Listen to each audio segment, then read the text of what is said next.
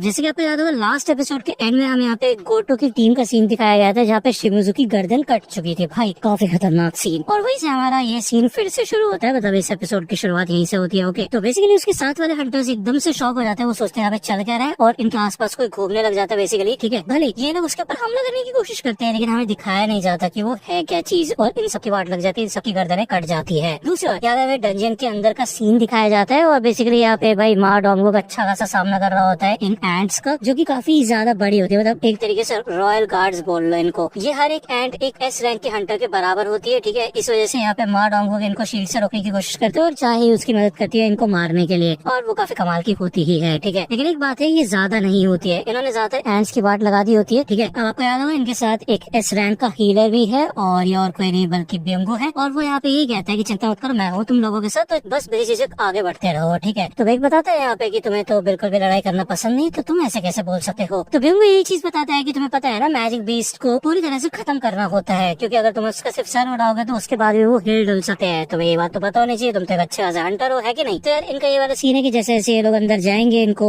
और strong beast से सामना हो सकता है, लेकिन चाहे को यहाँ पे अंदर से काफी खतरनाक स्मेल आ रही होती है, जिसका मतलब यह है कि और भी बीस्ट अंदर होंगे। तो यहाँ पे भाई बे की एक काफी कमाल की एबिलिटी होती है जहाँ पे वो सेंस कर पाता है अपने दुश्मनों को, और यहाँ पे सेंस कर लेते हैं सारी के सारी केव्स को, और फाइनली उसको क्वीन की लोकेशन मिल जाती है। ठीक है, और ये काफी अच्छी खासी एबिलिटी है। लेकिन इनकी टीम काफी कमाल की, जिस वजह से ये लोग उनका सामना कर सकते हैं। और ऑब्वियसली बात है, जो जापान वाली टीम है वो ज्यादा देर तक एंड्स को रोक के नहीं रख सकती बात, तो ठीक है ना, समझ आ रहा है ना। अब यार गोटो की टीम के 2 और हंटर यहाँ पे आ चुके होते हैं, क्योंकि इनको कोई भी अपडेट नहीं मिल रहा होता चार्ली टीम का। तभी यहाँ पे जो बंदा होता है ना जिसको स्मेल से प्रॉब्लम होती है, वो उल्टी करने लग जाता है, उसकी वाट लग जाती है, उसे काफी घटिया स्मेल आ रही होती है। वो सोचते है कि इतनी घटिया स्मेल किस चीज की है, तो वो यहाँ पे अपनी आइस की एबिलिटी का इस्तेमाल करता है, और भले वो अपने आप को आइस से कवर कर लेते हैं, लेकिन फिर भी यहाँ पे वो चीज इन लोगों की भी वाट लगा देती है। अब यार इधर एक और टीम होती है गोटो की, वो तो यहाँ पे एंड से सामना करना शुरू कर देती है। दूसरा यहाँ पे कोरियन टीम आ चुकी होती है क्वीन के पास। यहाँ पे काफी सारी एंड्स होती है इनका सामना करने के लिए। तो भाई ब्योंगो एक्सपेल मारता है इन सबके ऊपर, और इन सबकी ताकत काफी अच्छी तरह से बढ़ जाती है, मतलब रिचार्ज हो जाते हैं एक तरीके से। और भाई डोंगो आगे बढ़ता है, अपना साइज चेंज कर लेता है और कहते हैं ठीक है फिर मैं इनका सामना करता हूँ। चॉय जोंगिन भी अपनी पूरी ताकत का इस्तेमाल करता है, सारी की सारी ट्रिक्स जो भी उसे आती है वो यहाँ पे फायर ड्रैगन बना के भाई बहुत सारी एंड्स की वाट लगाता है। तो भाई इन सबको अपना 100% देता हुआ देखे बेग भी सोचता है कि अब उसे भी अपना को रोकने की जरूरत नहीं है, वो भी इस घटिया सी फॉर्म में ही आ जाएगा, लेकिन उसको भी मदद करनी होगी। तो यार ये फॉर्म उसे पसंद नहीं है, लेकिन ये उसकी अल्टीमेट फॉर्म है, वो एक तरीके से शेर बन चुका होता है। भाई काफी खतरनाक ट्रांसफॉर्मेशन है उसकी, इसे देख के चाहे भी थोड़ा शॉक हो जाती है। अब यार ये जो बंदा होता है ना रिपोर्टर, एक क्लास का हंटर होता है, उसको यहाँ पे नोटिफिकेशन मतलब यार उसको कांटेक्ट किया जाता है, उसे बताया जाता है कि जो हमारी व्यूअरशिप रेटिंग है वो 80% तक बढ़ चुकी है, तो हमें बेटर कैमरा एंगल चाहिए। तो वो आगे जाने की कोशिश करते हैं, लेकिन ब्योंगो से रोक लेता है। वो कहता है कि तुम बोलना मत, ये एक एस रैंक के डंजन का बॉस का रूम है, तो तुम्हें अपनी जान अगर प्यारी है तो पीछे ही रहो, ठीक है, मेरे पीछे रहना। अब यहाँ पे ये फुटेज सबके सब लोग देख रहे होते। ओके, और इन लोगों का टीम वर्क काफी ज्यादा कमाल का होता है। ये सब के सब मिलजुल के यहाँ पे इन एंड्स की वाट लगाना शुरू कर देता है। अब ये सारे के सारे सीन्स एनिमेटेड है, काफी ज्यादा अच्छे लग रहे हैं। तो मैंने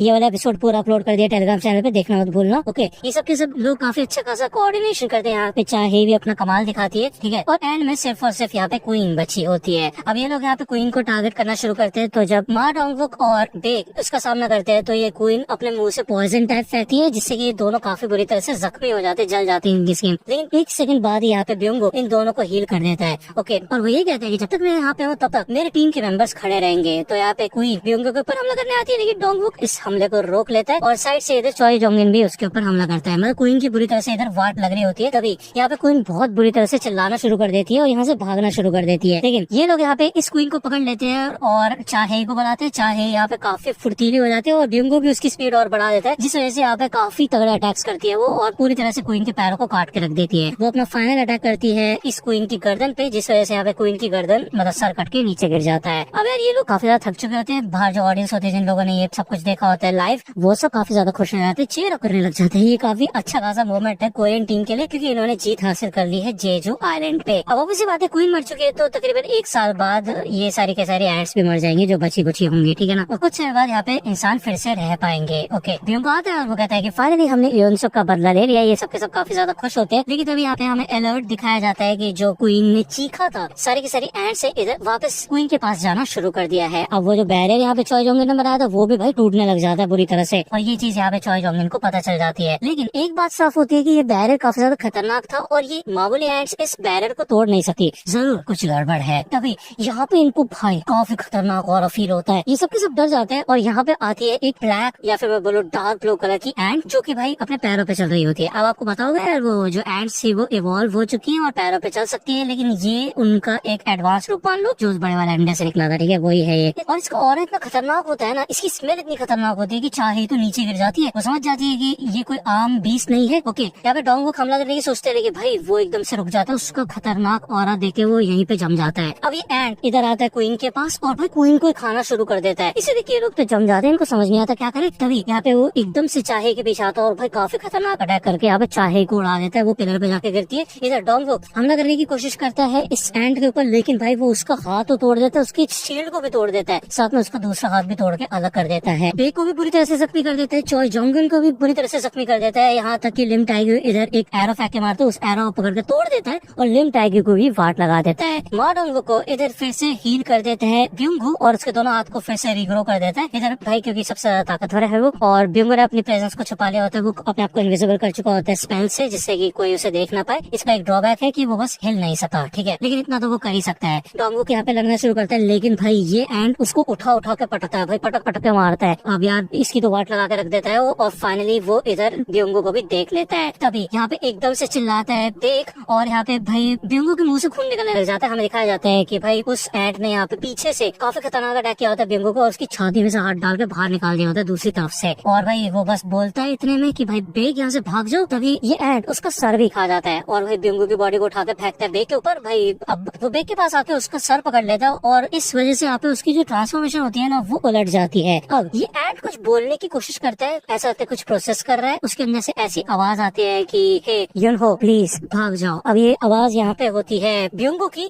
अब या फिर मैं बोलूँ तो मैं थोड़े से स्पॉइलर तो नहीं बोलूंगा क्योंकि यार ये चीज बतानी चाहिए थी बट आने में बताई नहीं। बेसिकली यहाँ पे इस एंट ने ब्यूंगो को खाते साथ ही उसकी सारी मेमोरीज को भी एक्सेस कर ले, जिस वजह से यहाँ पे वो बे का नाम जानता है। वो कहता है कि हमारी क्वीन आर्ट तो मर चुकी है और तुम जैसे सोल्जर्स को मारने का कोई मतलब बनता नहीं है, तो बताओ तुम्हारा किंग कहाँ पे है। तभी यहाँ पे उसको रियलाइज होता है कि बाहर से काफी खतरनाक प्रेजेंस उसे फील होती है, तो वो एकदम से उड़ता हुआ जाता है बाहर। अब यार बेग सोचते है कि क्या किंग कहीं ये गोटो की बात तो नहीं कर रहा, तो यहाँ पे वो गोटो के पास जा रहा होता है। दूसरा यहाँ पे हमें गोटो का सीन दिखाया जाता है, इनकी दो टीम्स भाई अनरीचेबल हो चुकी होती है क्योंकि ऑब्वियस बात है भाई इसी क्रीचर ने उनको मार दिया था। अब यार मैं क्रीचर नहीं बोल रहा, इसका नाम बेरो है, ठीक है, मैं तुम्हें बता दूं। अब गोटो की टीम जब यहाँ से जा रही होती है ना, तभी उसको कांटेक्ट करता है इनका चेयरमैन और वो अपडेट मांगता है कि क्या चल रहा है यहाँ पे। तो गोटो बता देता है कि भाई वो यहाँ पे लोकेशन पे पहुंच चुका है और यहाँ पे उसके जो साथी है वो मारे जा चुके हैं। ऑब्वियस बात है वो कमजोर थे इसलिए मारे गए हैं, ठीक है। तो ये चेयरमैन पूछता है कि अच्छा वो जो अंदर वाली टीम है जो क्वीन का सामना करे उनका क्या। तो गोटो बता देता है कि सारी आर्म्स वहाँ पे गई है तो उनके सर्वाइवल रेट 0 है, अभी इस समय वो बिल्कुल भी जीत नहीं पाएंगे। तो ऑब्वियस बात है यार ये लोग यही प्लान बनाते हैं। तो चेयरमैन ये बोलते हैं कि ठीक है, फिर जापान ने अपनी पूरी कोशिश की उनकी मदद करने की, लेकिन उनकी टीम नाकारा निकली और इससे हमारे दो काम एक साथ हो जाएंगे, हमारा कंपटीशन भी खत्म हो जाएगा और हमारी वाहवाही भी हो जाएगी, है कि नहीं। तो ठीक है, फिर तुम्हें और कुछ ज्यादा करने की जरूरत नहीं है, जो सेकंड असॉल्ट टीम है ना वहाँ पे आके मिलो, ठीक है। तभी यहाँ पे इनके ऊपर अटैक होता है, वो क्रीचर मतलब बेरू यहाँ पे आ चुका होता है और वो आते साथ ही इधर गोटो के ऊपर हमला करता है, लेकिन गोटो इस अटैक को डॉज कर लेता है, साइड वाले बंदे की गर्दन कट के नीचे गिर जाती है। अब यार एक घंटा यहाँ पे बचा होता है तो गोटो उसको भी भेज देता है, वो कहता है कि तुम वापस जाओ क्योंकि तुम मेरे रास्ते में ही आओगे।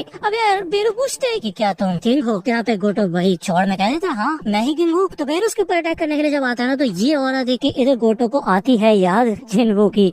उसे ये ऑरा पहले भी महसूस हुआ था और लेकिन इस बार यहाँ पे गोटो जिंदा नहीं बचता, उसकी तलवार तो टूटती है, साथ के साथ उसका सर भी कट के साइड में गिरता है। दूसरी ओर सारी की सारी एंट्स लगातार इधर कोरियन टीम की तरफ बढ़ रही होती है। चॉय जोंगर अपनी पूरी ताकत का इस्तेमाल कर रहा होता है, लेकिन वो अपने आप को ज्यादा पुश नहीं कर पाता, उसके लिमिट टच होने वाले होते हैं ऑलमोस्ट, ठीक है, तो वो कुछ ज्यादा कर नहीं सकता इधर, ठीक है। बट ये एंट्स लगातार आगे बढ़ती रही थी। अब इनका खेल यहाँ पे खत्म होने वाला होता है, लेकिन तभी इन सबकी शैडोज के अंदर से ना कुछ शैडो सोल्जर्स बाहर निकलते हैं। दूसरा यहाँ पे हमें जिन्नू का सीन दिखाया जाता है और वो यही बोलता है एक्सचेंज। ये एपिसोड ये भी खत्म होता है। अगर वीडियो पसंद आए तो लाइक करना, सब्सक्राइब कर लो अगर चैनल पे नए हो तो। मिलता हूं आपसे अगली वीडियो में, तब तक के लिए गुड बाय।